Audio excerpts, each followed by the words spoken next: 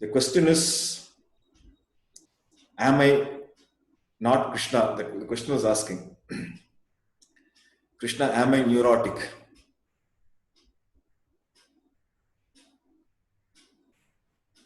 How do you answer this? What is neurotic? Fantastic. What is neurotic? See, if you go into counseling psychology, they have, from the diagnostic manual, they have removed the word neurotic. They have removed the word neurosis. The person who suffers from neurosis is called neurotic. But what is neurotic? What is neurosis? Savita has asked a beautiful question. Somebody has sent me a question. Krishna, am I neurotic? This is the question. See, when I read the question, it was like, am I neurotic?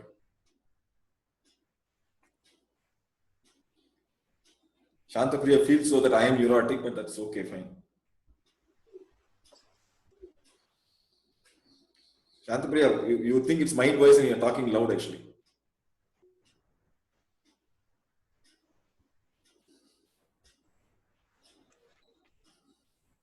Okay, what is neurotic? Okay, this is one of the questions. Somebody has asked me, am I neurotic? So I didn't. So I said I like to understand certain, aspects. So I had a brief chat with that person, and during the course of the conversation, I asked this. The immediate next question is the same question: how do you say what is neurotic, or to you what is neurotic, and why do you ask this question? Why do you ask this question? Am I neurotic? And I asked, is this a private question, or is it a question to be talked in the community, in the gathering today on Saturday? That person told me, no, it is for the open discussion. And even then, that person never said, please don't disclose my name or anything. But still, we are going to keep it as a private, we are going to keep it confidential. So, am I neurotic? Is a question. This is one question that has come to me. That's only one question. So, the two questions I asked her in turn, as Saita asked me, what is neuroticism? How do you say one is neurotic? What is neurotic? The second question that came to me is, why do you ask this? Why do you ask this? You can go to anywhere, and then from there you can start look at a dictionary or something, and then from there you can. So, in fact, the moment this question came to me, I did see the dictionary. I did see the encyclopedia, actually, Britannica Encyclopedia, the term being neurotic or neurosis. So it gave some sort of very confused meaning, I would say. Though I have trained myself to be a psychologist, immediately to put a definition to the word neurotic was quite challenging, quite tough. So I did refer Britannica, and there's some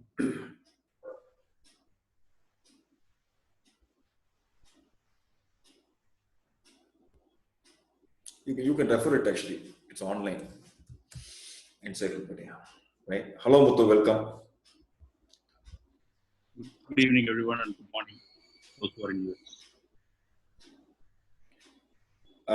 I had one question with me, Muthu. Somebody had sent me one question. The question is, am I neurotic? The question has sent me on WhatsApp, am I neurotic? The moment I asked this question here, I shared this question here. Saita asked, what is neuroticism, or what is neurotic? Even I had that doubt. I had referred Britannica Encyclopedia on the meaning of neurotic. I didn't get a clarity. I asked the person actually three questions. One, what do you mean by neurotic? So she responded saying that's what I want to find out. So that's what I'm asking you. Am I neurotic?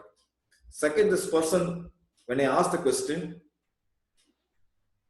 right, should we discuss it in the online? It's a private question. The person came back and said it is for the public, for the online person.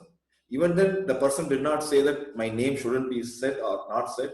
But as I said earlier, unless until you specifically, explicitly say that, this question can be revealed with the questioner's name or identity, we are not going to do it. And the third question I asked her,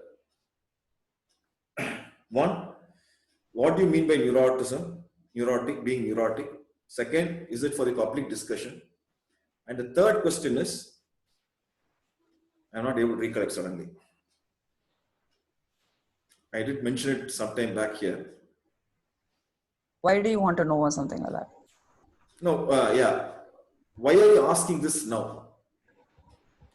So for the first question, the answer was yes, because I do not know. I want to understand myself. Am I neurotic? The second question, it was for the public. The third question, why it happened, why, that was a very interesting insight for me actually. The conversation, why this question was asked to me or now.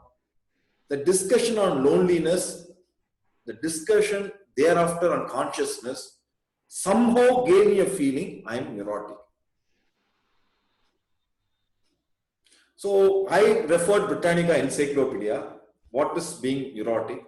Though I have yet to get a clear picture, there is some definition there, right? So I'm throwing this open now. I'm asking, right? Before we get into it, any other questions? We like to see whether any other question that is aligned to this, something like that, so that we group those questions together. So I've been thinking about this kind of on and off last week.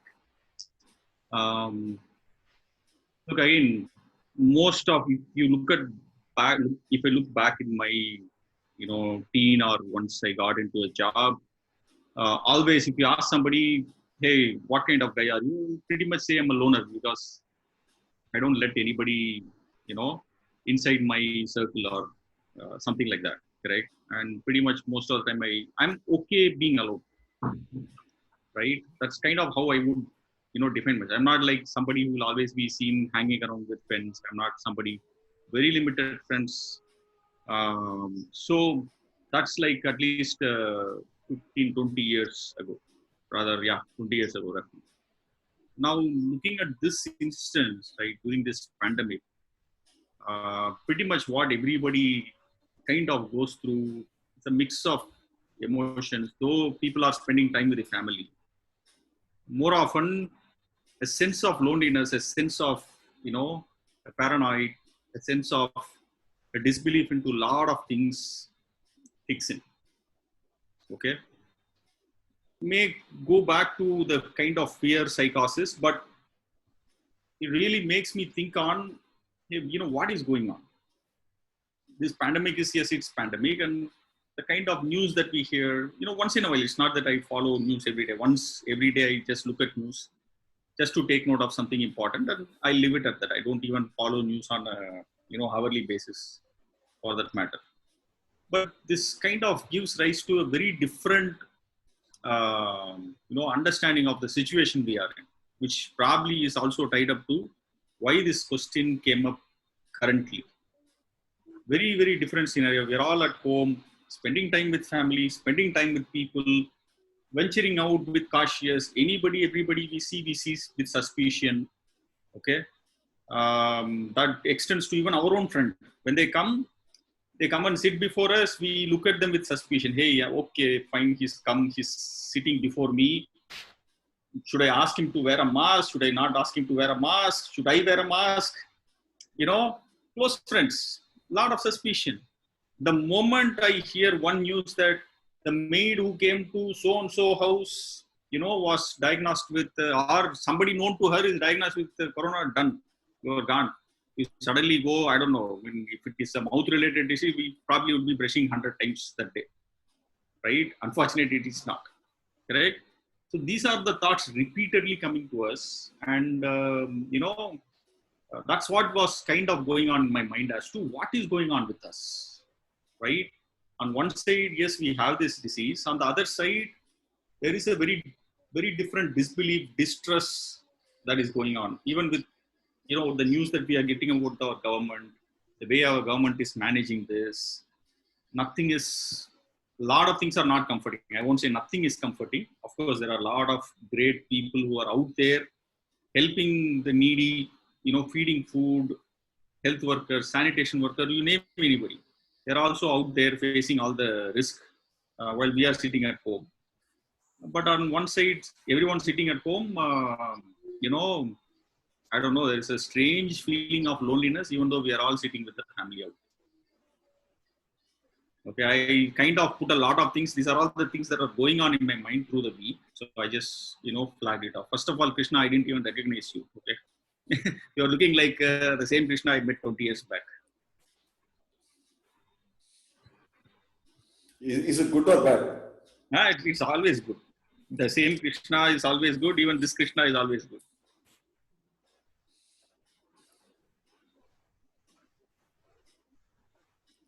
Thanks, Muthu. Yeah. So, anybody else? Any questions?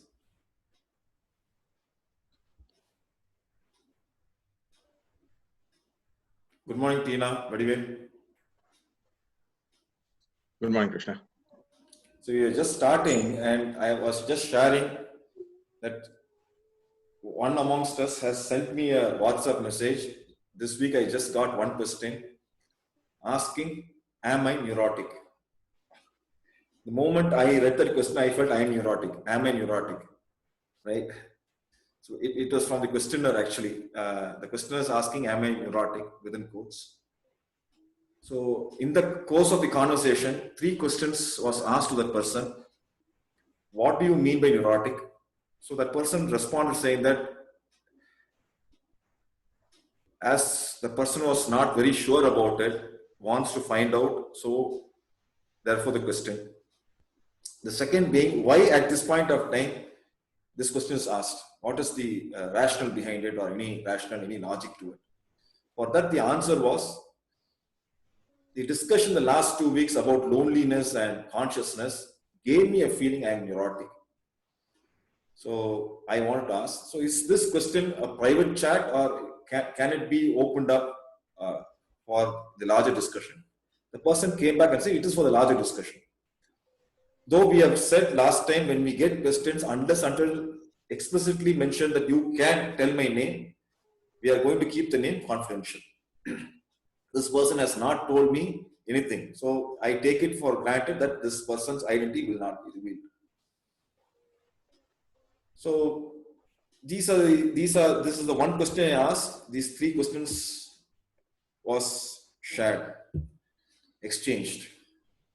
And Muthu was saying, the whole week, lot of things, not just this week, but what is happening the last few months is being very, very disturbing, to say the least. Lot of things are changing. To meet people whom you know already, close friends, you feel a bit awkward, bit suspicious, whether they are carriers, whether you would be affected, infected. The whole life dynamics have changed. So a lot of things, though we are spending enormous time with family and people around, we continue to feel lonely, right? So these are the things that we have taken up right now. And one another discussion, a beautiful discussion over the week I had with somebody else here, right? Again, unless until that person specifically says,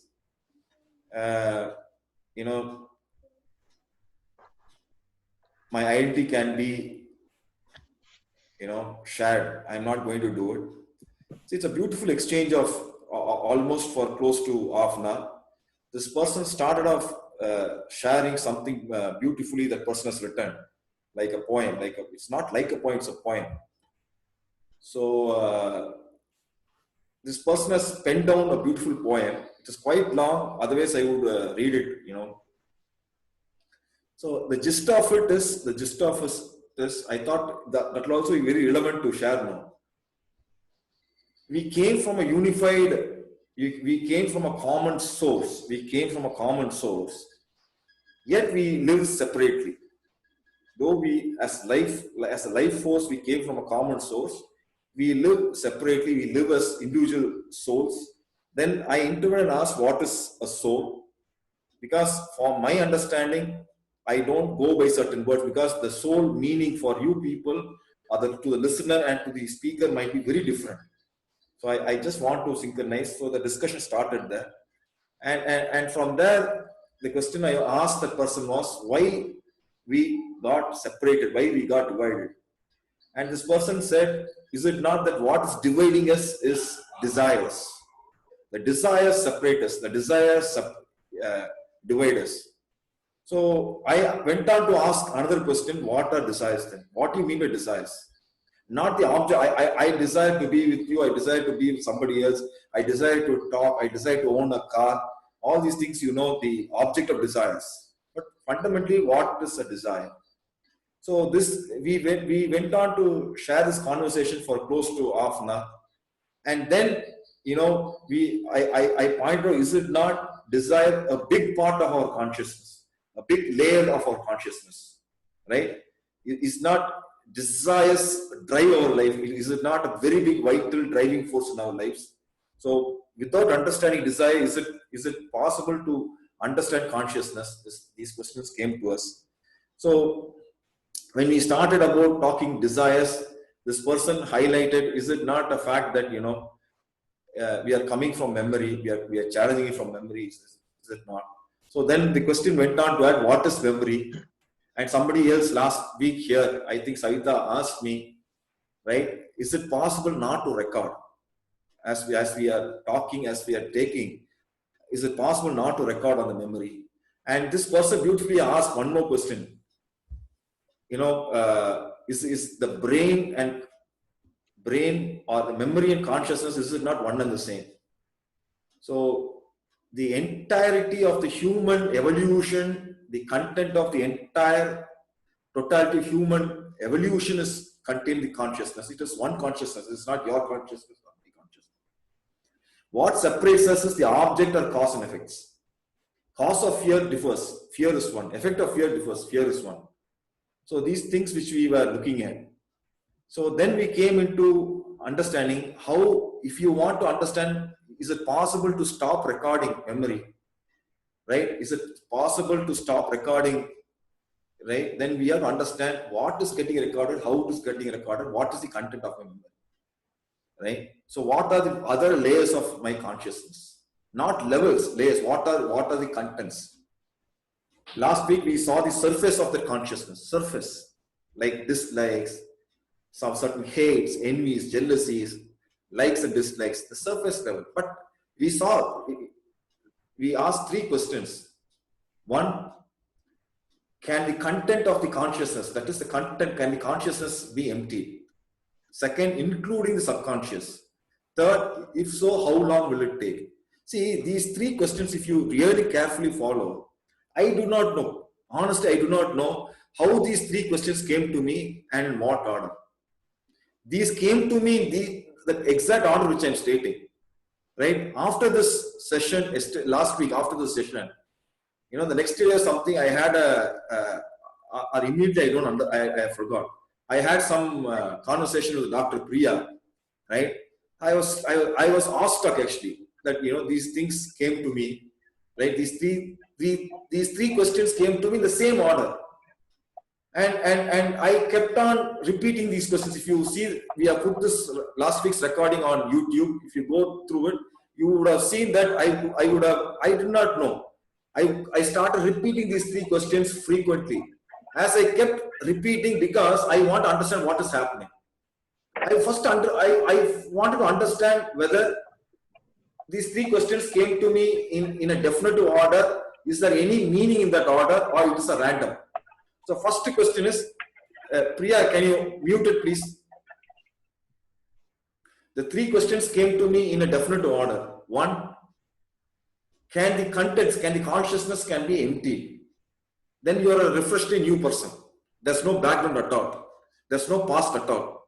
Second, In that emptying, is it possible to empty even the unknown, the subconscious, the so-called subconscious?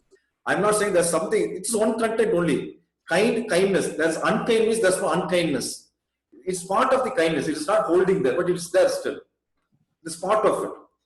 So consciousness, including the unconscious or the subconscious, what we've done. Third, how long will it take? These are three questions that came to me. And I was asked that if at all this order has got changed, we would not have got the further clarity. Right? From there, I started answering the third question first. How long will it take? So once we understood there's no time to it, beautifully Muthu came with an insight that it has to be done instantaneously. And then the other two got sorted out very, very sophisticatedly, very charmingly, they got sorted out. So when these three questions came to me, and when I started repeatedly holding onto them in my mental space and started looking at them, then it stuck to me that third question should be answered first, for the next two will get automatically resolved. And from there, last week, initially we started that both of us, if we are traveling together at the same level, yes, then the questions that arise to us will be the same. If right now we are traveling together at the same level, the next question to us will be the same. And I did point out this to Dr. Priya that, last week Savita asked a question, is it possible to stop recording? So she was talking about memory, right? So that was the exact question that came to me also, but I start further, right? And we concluded the session. So if you say the surface of the consciousness is what we saw as last week, is it not the next layer is memory in that consciousness? Then what are the subsequent layers? So immediately this person, when the person or the WhatsApp chat was talking about desire, we couldn't penetrate into desire. We couldn't. It came back to memory. Unless until we penetrate memory, the other layers will never reveal. It will be a theoretical exercise otherwise, right? So so one thing is the question we are talking about is, am I neurotic? What is neurotism? The second thing is, lot of confusions are going on. Mutha's race, lots of confusion are going on. How do we go about it? Right? What is really happening? Third thing is, I'm taking from another WhatsApp chat on last week, and it boils down to what are desires, and it is one of the layers of consciousness. So, and the other thing is memory. So without penetrating into memory, is it possible for me to go into, because what I hold in memory like a desire. You understood, very simple. I cannot desire something which I do not know. I want to spend my rest of my life with Deepika Padukone. I cannot say I want to spend rest of my life with somebody unknown, right? So desire in itself is based on the known. So what is, unless until the known, the summation of that known is the memory. Unless until, and my response to that memory is my thought, right? Thinking is a response to memory. Unless until I clear my memory fully, I address my memory fully, I cannot go further. So my consolidation of thoughts, feelings and actions, summation, right? The summarization, the consolidation, the wholeness of my thoughts, feelings and actions put together is my consciousness, not just my own thoughts, my own actions and my own feelings. It is the summation of the entire humanity, past and present put together. Right? So this is what we have seen so far. So neurotism, the chaos we are living in the current times, memory, desire, right? Further, any other questions? Please somebody make a note of it. Before going into questions, Krishna, this was very nicely put, right? Our memories are what it feeds our desires. And our memories are built by what we are exposed to, what experiences we gain, and what we see and what we perceive, right? And it's very surprising that this generation of parents, they want to expose their kids to as much avenues as possible, including myself, that we want to expose our kids to as much avenues as possible, and we presume that this exposure will enable them to make very good decisions or whatever in the future.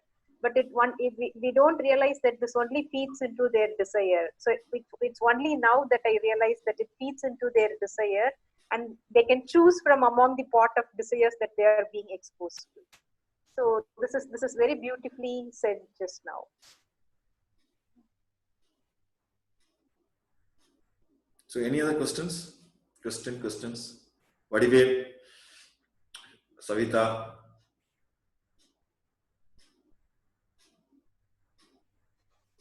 I also had another fundamental question about what is love. Is love something that empowers us, or is it something that is, that enables us, or is it not like? Is there something like unconditional love at all that exists? See, we are in an age to say what I am talking is true promise. Then it means there's a false promise. What I'm eating is healthy food, then there's something called unhealthy food. My love is true love, it means there's a false love. Right? We are in an adjective age. Right? We are in an age of adjectives, adverbs. Right? We have to add qualifiers. My love for my wife is true. Somebody else's love for their wife is false. Love can also be false. Right? I genuinely care for my son. Then there's I care for my son in a very inauthentic way, ingenuine way. Right? So, you understand. So why did this question come to you, Savita? What is love? She's asking another question. What is love? Because in the past sessions that we have had, we have been telling that anything that we anything that we do, having an outcome as the objective, having an objective or a purpose.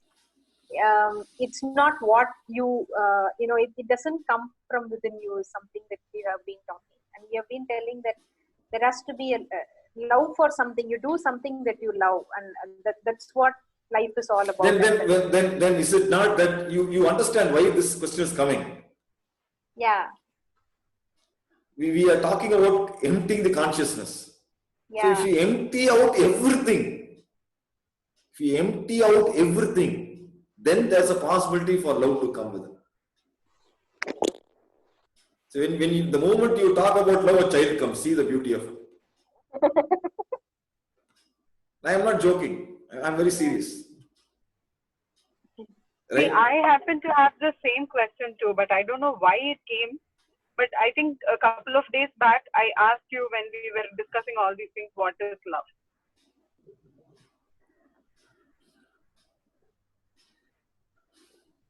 So what is love? So this is one more question. What is love? What is memory? Is it possible not to record? What are desires? What is being neurotic? Madhu comes after her marriage. See the discussion, the bandwidth of discussion, being neurotic, being in love. You understand? Where she belongs, where her life is right now, I don't understand.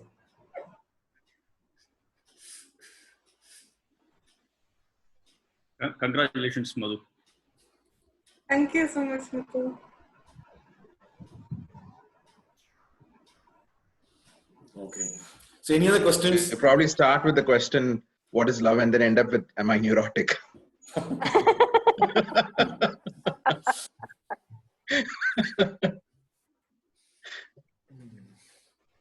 Are we all not neurotic in that sense?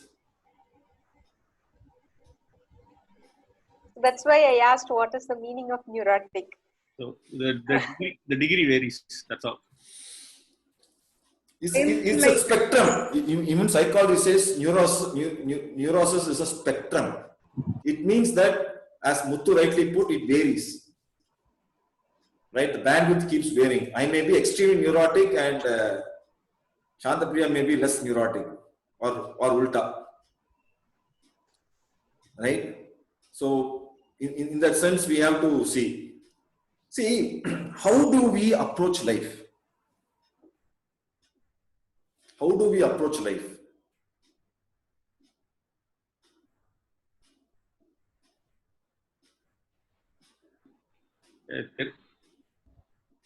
Huh? தெரியல. After all these conversations, honestly, No, how do we generally approach life? generally, how do we approach life? By the minute, I just go with, if you ask me, I go by the minute. No, you mean to say the person Muthu at home, Muthu at among friends, Muthu at office, Muthu privately with partners or the highest echelons of your own organization, Muthu among public, or Shantapriya at work, Shantapriya at home, or Vadivel at home, Vadivel how he is at with his people at home or at office or at public, or any one of us, any one of us, are we the same? Do we approach life as one? No.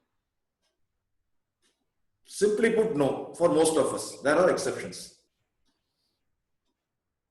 There are exceptions. So simply put, we don't approach life as one, as whole, in that sense. To different people, we are different. Not just their perception, even our own actions, our own approaches, right? Not that I'm asking you to be the same with your neighborhood girl like you want to be with your wife. I'm not meaning that at all.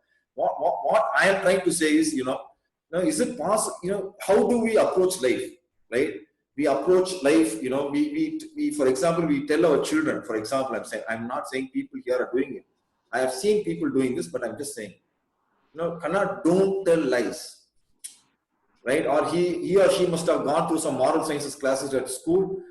Lying is immoral. Lying is not good morals. It is not good values, good ethics. The child comes back home, sees the father, somebody calls the father on the phone, right? He tells his wife, the child's mother, tell that I'm not at home, or somebody rings the bell at home, usually, then the child sees that duality, that conflict, learn something from school that lying is immoral, it's not good morals, and then sees that own father or mother doing exactly the opposite, right? So how do we approach life is compartmentalized. We say to our own children, or probably a lot of us say, do not compare, but we want our children to be ambitious. Is it possible to be ambitious without comparing? No. It is impossible. Without comparison, without competition, there is no ambition. And then success. We say that comparison is killing individuality, comparison kills creativity, but we want our children to be successful. Right? So in that sense, we approach life as compartments. And at different points of time, during the same day or during an extended period of time, is it not that we give more importance to one compartment than the other?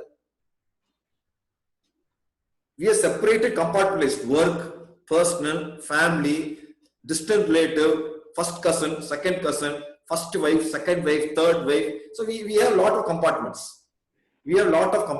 Right? Madhu, don't get some ideas here. Right? Okay, just so you got married. No, we have the authority to talk, not you. Even right? for just one, there are so many challenges, so this is okay. This is enough for me. No, that's a training ground. That's a train. You start the training there, then we will see. Let's see. Why Vadivel is so happy? You don't understand.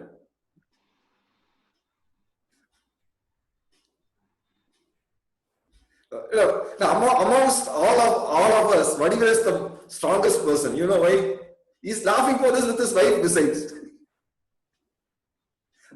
Tina is such a wonderful person. I don't understand. I know Tina is not such a wonderful person, but still, Vadivel is fearless. Now, one person who has benefited out of these sessions is he has become fearless. Right. Okay. So, is it not that we approach our lives based on certain compartments? And is it not that one compartment, one division is always in conflict, in loggerheads with the other? Don't we see this? Right? We tell the child, be happy, and then we say, run behind success, run behind marks.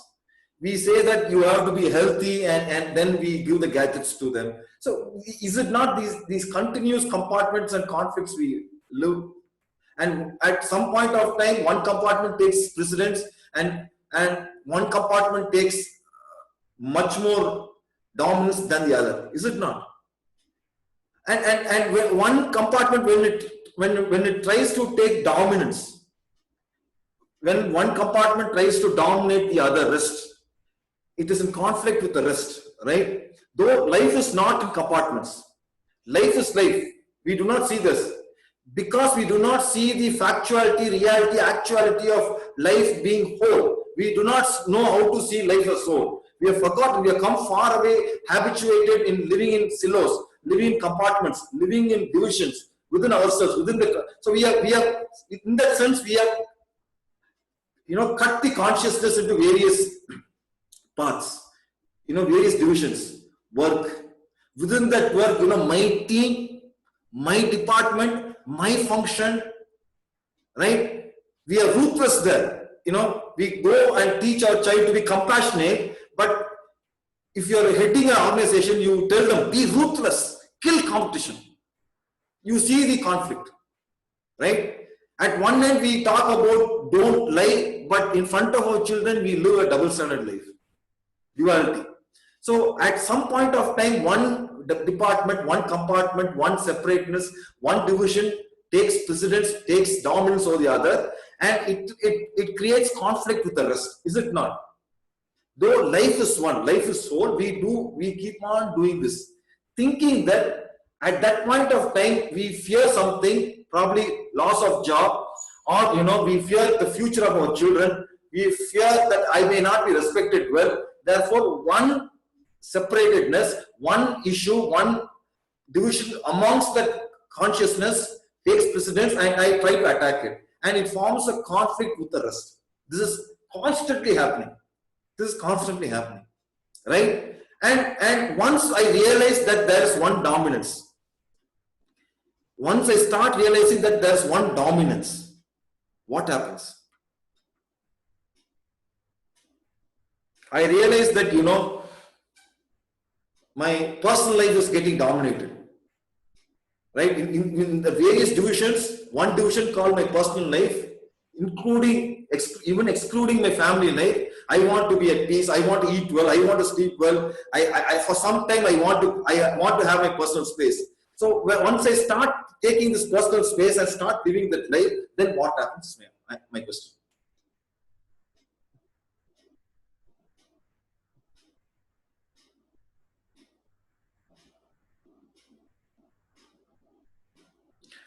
Have I put the question clear? Am I clear in what I want to articulate?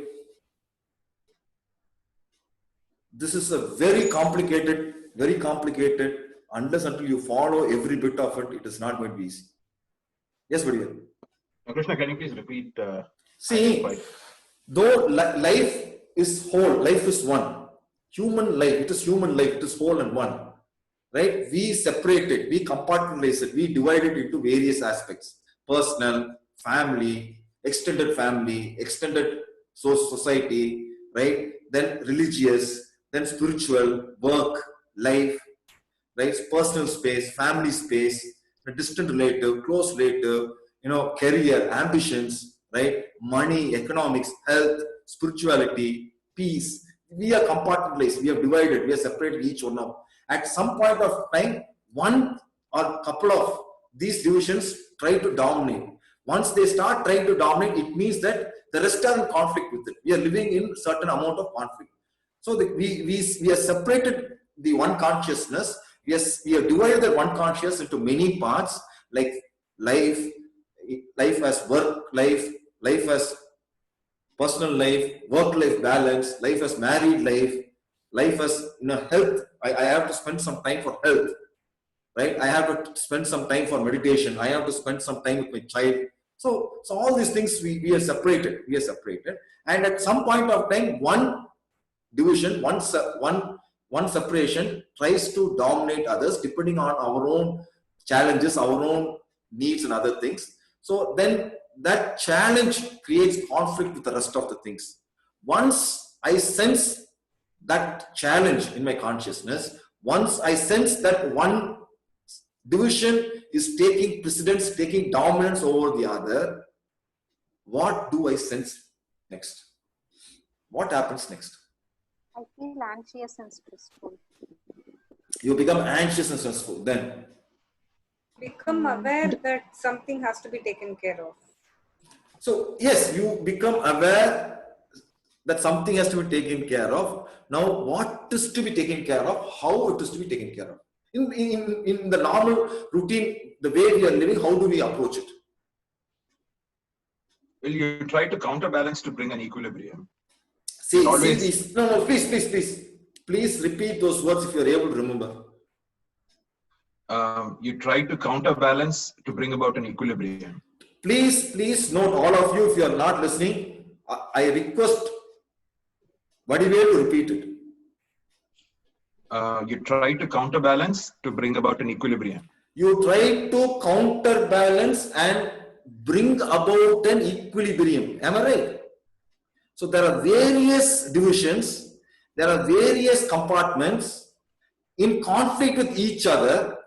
At that point of time, one compartment, one division tries to dominate, and the moment you sense that one division tries to dominate, what happens? You are aware of it, you feel anxious about it, all that is right, but what happens? Now you try to bring a counterbalance and equilibrium. Right? All of you are able to get this? All of you are able to see this factually, realistically? So once the work life is getting precedence, probably there's another stimuli. Your wife comes and says, your husband, your spouse comes and says, you're always on the computer.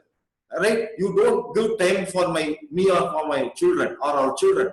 You are always on system. Or the manager comes and says, you are taking too much of leave, you are always not focusing on the things. Then health takes a precedence. Health takes something. So you try to counterbalance so that you try to bring equilibrium amongst the various components. Am I right? In that sense, am I right? If I substitute a different word, are we not trying to bring a stability? Correct. Yeah. Is it not our life a constant pursuance, constant struggle to bring some stability? Correct. Yeah. Right? Now, what is the so whatever my mind senses, it creates the opposite. Have you seen this, right? Whatever my mind senses, if it senses fear, it creates courage. If it senses anger, it tries to create calmness.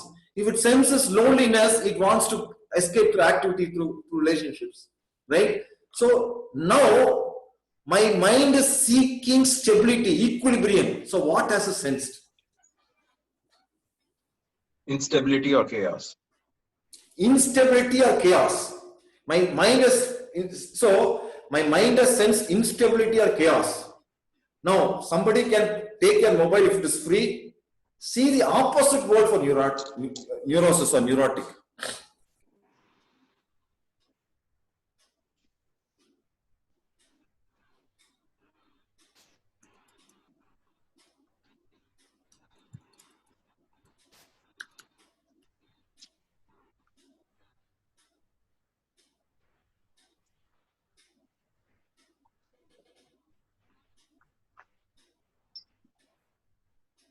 What is the opposite word for neuroticism? It is well balanced, stable. And we balance. See, well balanced, stable. So, are we not living a neurotic life?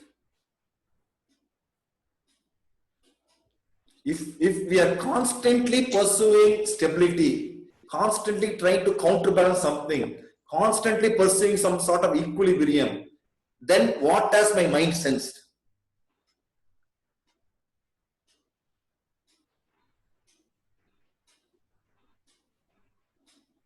It has sensed, in that sense, it has sensed chaos, inequilibrium, instability, and that is being neurotic.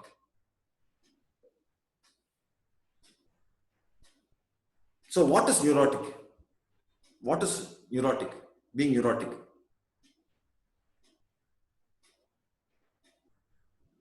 of Constantly feel that imbalance. something is not okay. No. What is neurotic?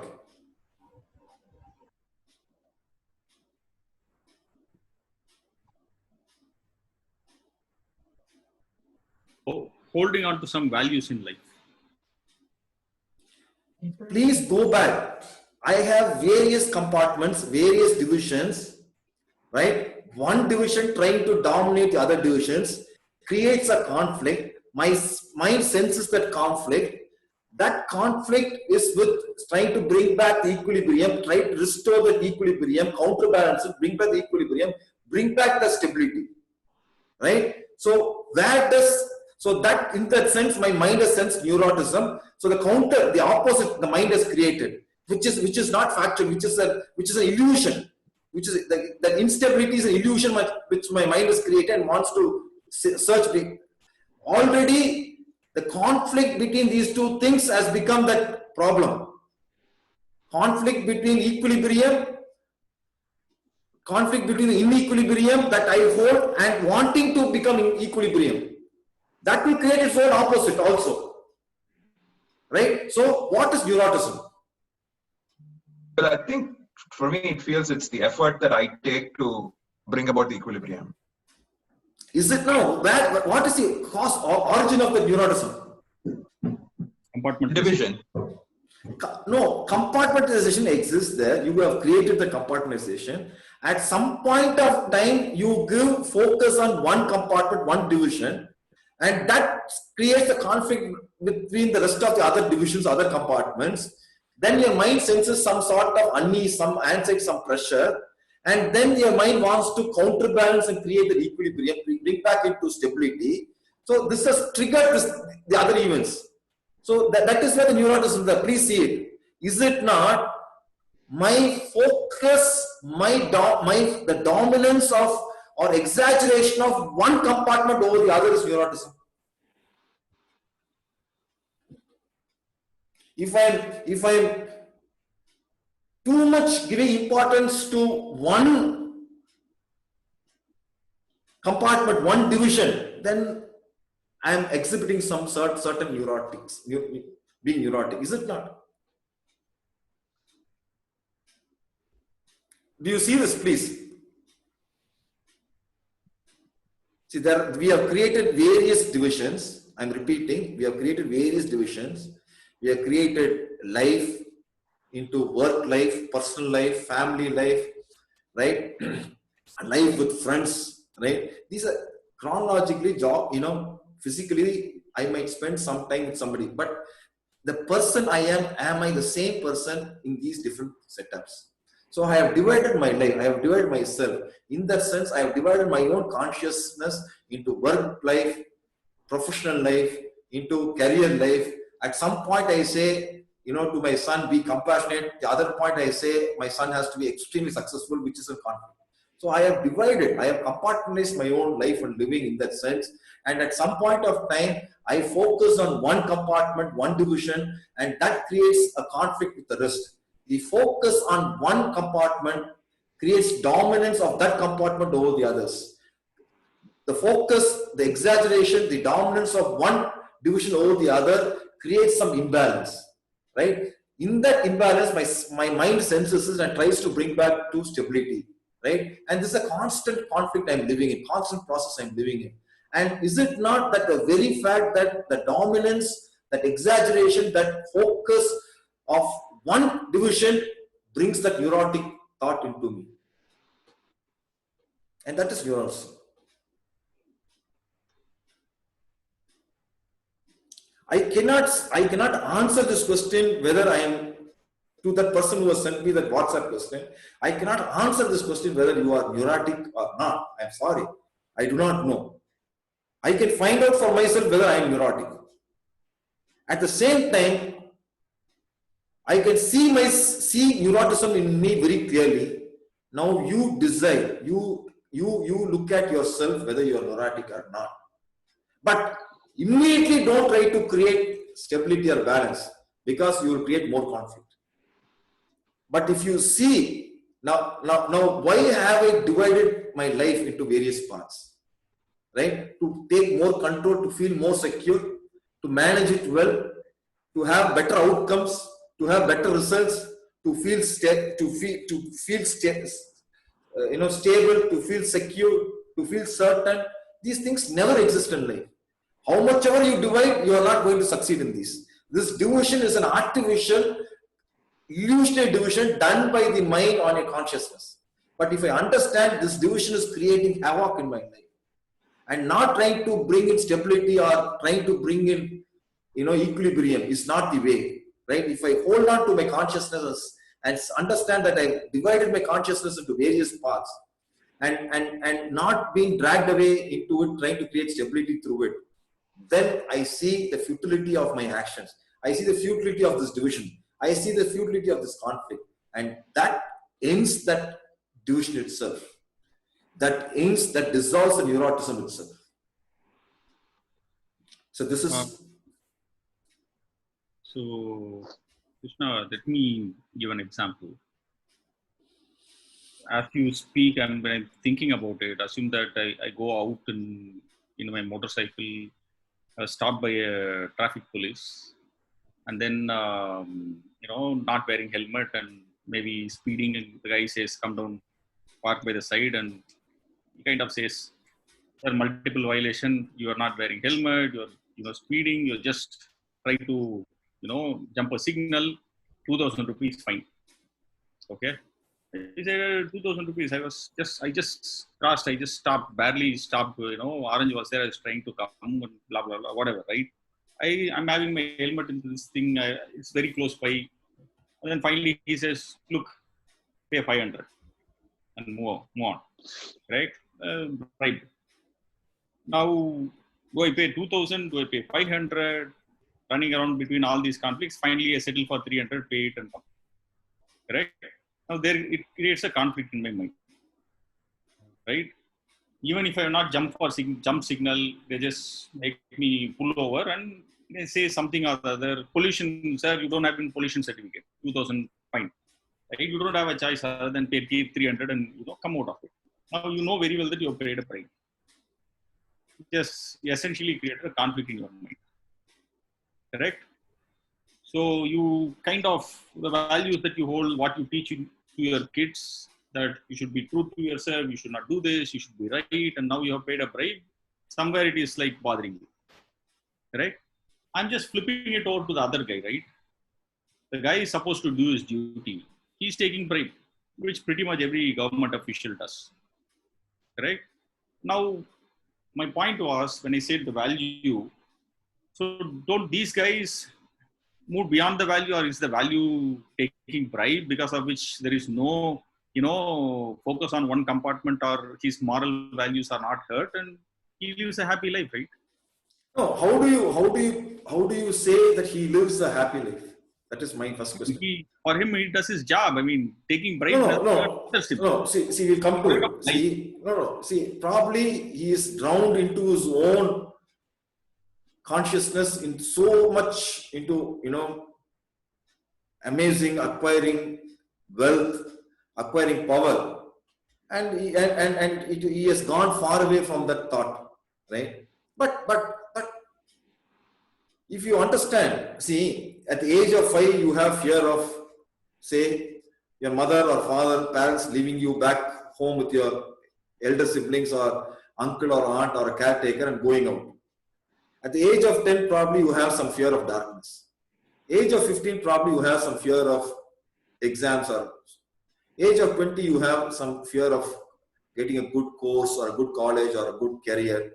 Age of 25, probably whether I will be able to buy my own motorbike or the favorite bikes and the colors and would I be able to impress a girl, so on and so forth.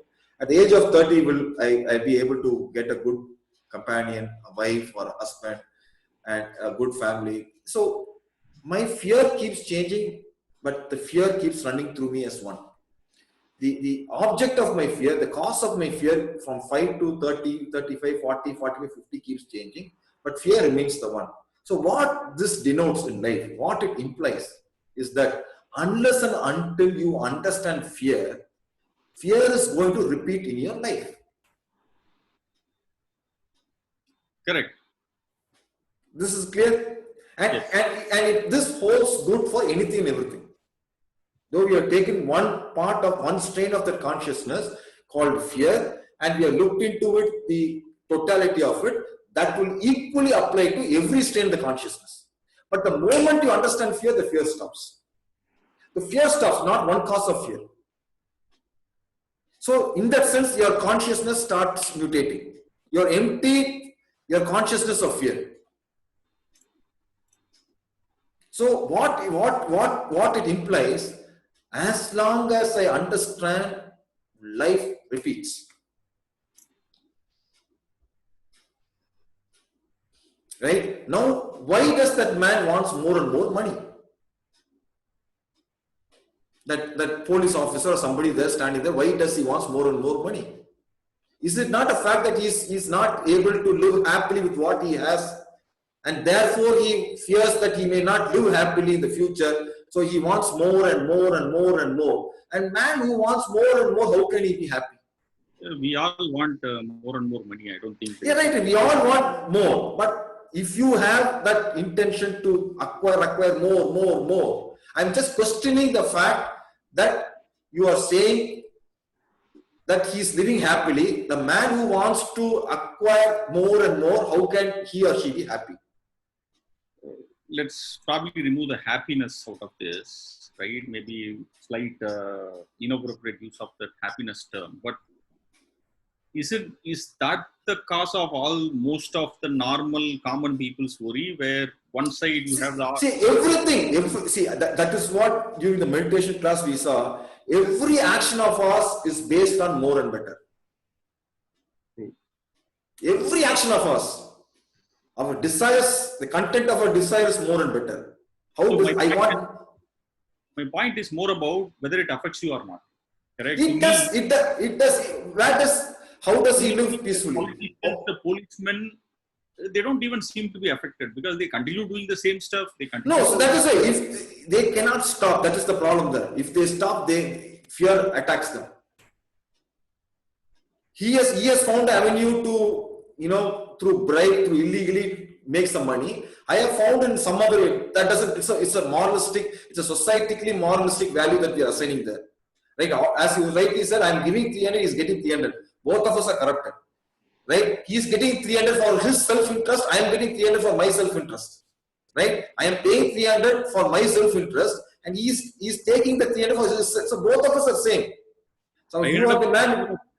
Simple problem is I ended up with neurosis. He ended up with money. That's all. No. He is also there. Please, because for him one aspect is exact. He wants more money. The division within his consciousness to acquire more and more of wealth is there.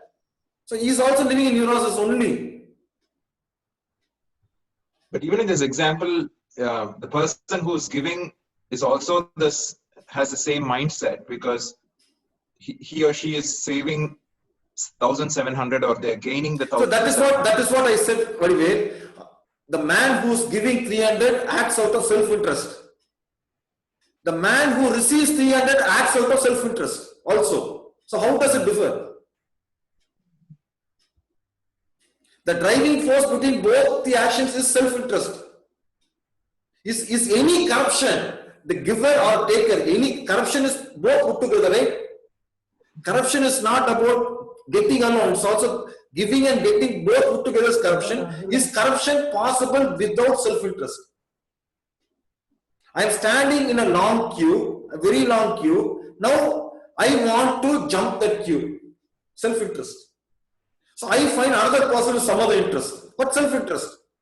He wants 1,000 rupees. You pay me 1,000, you need not stand in the queue. You can jump the queue.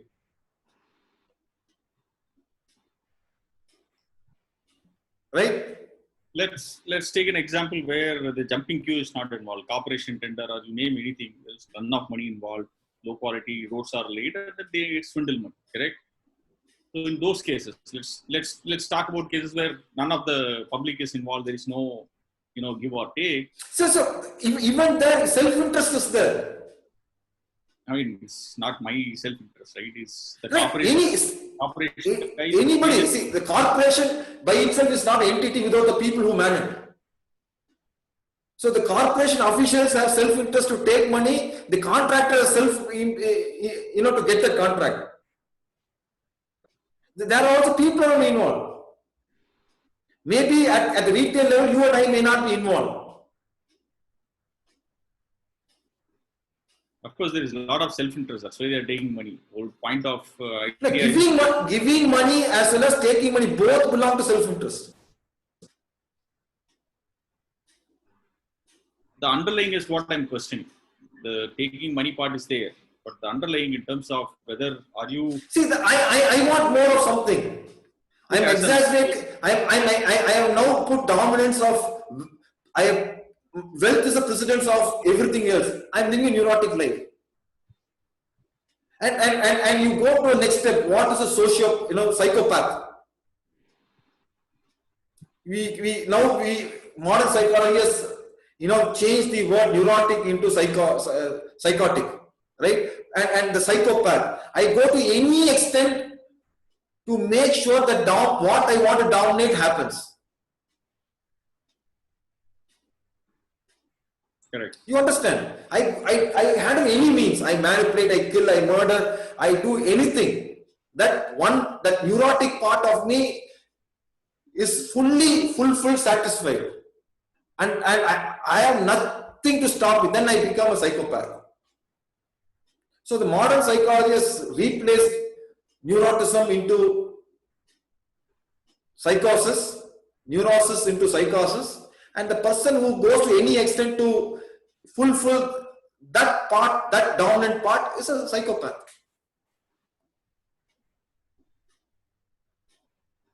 Probably our own conditioning prevents us from going to that extent. But the fundamental point is all of us are neurotic at some level, some degree. And why we are neurotic is because we have separated. Now, if I approach life as one as whole, there are no divisions, there are no parts. And there are actually no parts, there are no levels, there are no divisions. I have created it. I have done it for my own convenience to manage it well, to bring some sort of stability in my life. But has it brought stability? Actually, it has brought instability. So the moment I realize this very factually, very clearly, I would stop creating these divisions. Right? I will stop creating these divisions. Not that I will try to bring stability through a mantra or through a meditation. No. Or going through a guru or going through a psychologist or psychoanalyst. I will not. Right? So, in that sense, that divisions will cease by itself if I am aware of it. If I am aware of the total mischief of this stupid life I am living, compartmentalizing life and not looking life as whole, as one, then I am done. That is why, these days, the modern life, right, we see a lot of people with such sort of intense, the psychosis backgrounds. One factor they have divided within themselves tries to dominate the rest. That gets exaggerated, that gets predominant, that gets very much visible. So they start feeding it. At some point of time, they get frustrated that it is so dominant, they try to balance it. And that trying to bring that balance is also kind of neurotic, because now you have started focusing on something else. You have started focusing on some other parts. Still, you have not seen the whole. But the moment I realized that I have done this, and these divisions I have done, which is a whole already, and I realized this, I have done this separation, this divisions to bring some sort of security, stability, which does not exist. I see the futility of this division. I see the futility of this separation. Then what happens? It stops. It ceases to be. Right? With it, neurosis dies.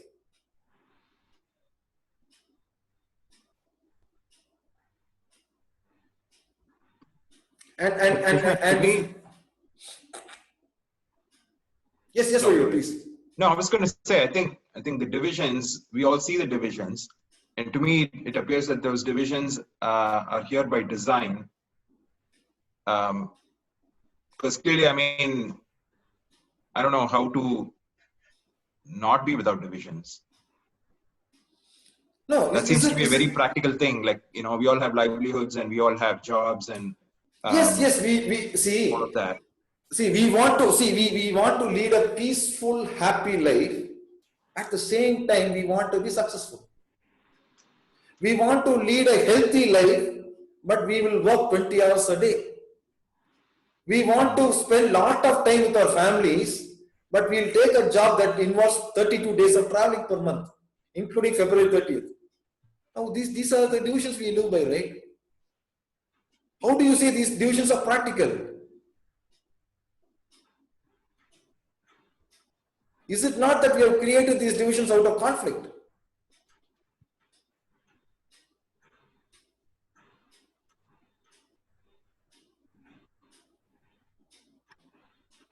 Then the organization calls a person, takes him through the nose and calls a person. That person will come and teach you work-life balance. Now, one side there is tomato, one side there is iron. Right? Now, how do I bring a balance? It volume-wise or weight-wise, it seems the same. 2 kgs, 2 kgs. Now, if my wife is at home, she doesn't work, right?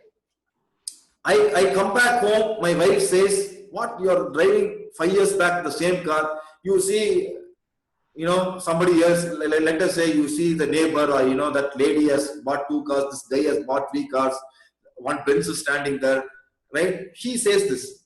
And what are you doing? Now, if I come late, the same wife says, "You don't care about me." Now, how do I come back home at 6 o'clock and drive a Benz? I can, if Ambani, if one of us, he adopts me or, marries me to his daughter, then there's no problem.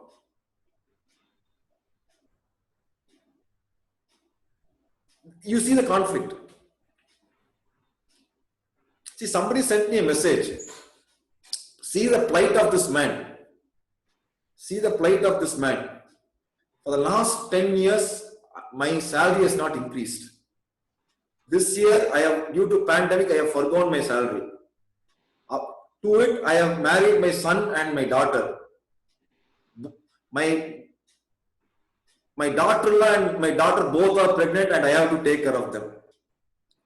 Added to this, I have a widowed mother.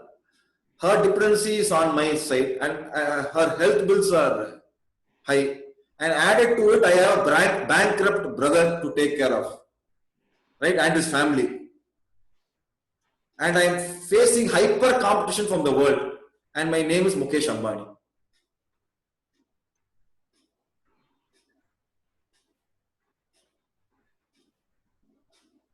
See, you understand, this is the constant conflict we are living. You see this? See, at some point I want to be myself. Somebody tells you, somebody points out to you the beauty of being yourself. The moment you step out of that discussion, you see Ambani, you see Jack Ma, you see XYZ, and I want to imitate them. I want to be like them. The conflict starts. The compartmentalization starts. At some point, I want to be with my family. I want to spend enormous time with my family. Right? Then I say, I read a quote on Facebook. Whoever you may be, whatever you may do, at the end of the day, you have to come back home. Right? And immediately, next few days, trying to be nice to your spouse or children, and then probably, that day has got a promotion. I have to run fast now. The conflict we live in. So we have made this as a total mess.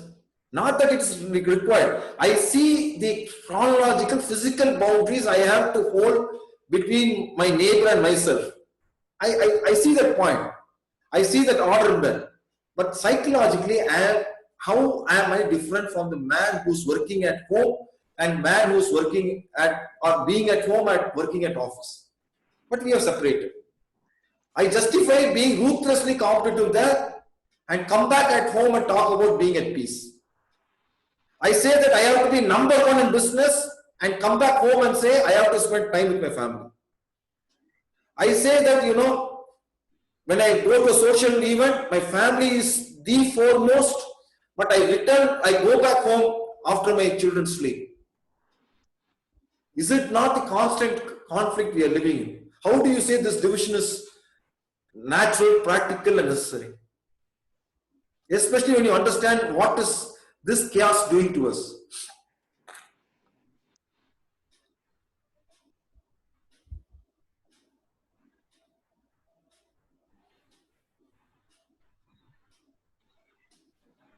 This is again a very interesting observation, Krishna. Like last time when we were talking of evolution, also we were talking of in biologically evolution is important for life, whereas in terms of like in terms of the habits and stuff like this, it has to be instantaneous. Again, now we are talking of, when we talk of division, biologically cell division is very important for life to sustain. But you know, as a person, as a being, divisiveness is very, very you know, counterproductive, or it's antagonistic. It kills our peace. It kills our peace. So our biological functionalities, you know, orthogonal or very different from being, or you know, this kind of. You take nature, right? You take nature. You take a lion and put it in a zoo. A man puts that lion in a zoo. The lion remains a lion. You can tame it. The mind can be conditioned, tamed it, but lion remains a lion. But the human at office is a lion. The same human wants to be a very sophisticated, probably a gentle dog at home. Then at the social events, it wants to be an elephant, majestic. Amongst peers, it wants to be projected itself as a tiger. And suddenly it wants to be different, it wants to fly high like an eagle. So it wants to be